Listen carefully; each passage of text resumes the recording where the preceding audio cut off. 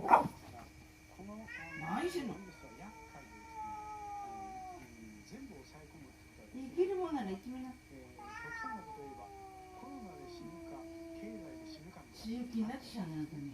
ですから折り合いをつけて経済を動かしながらコロナを蔓延させないということの座るんかい。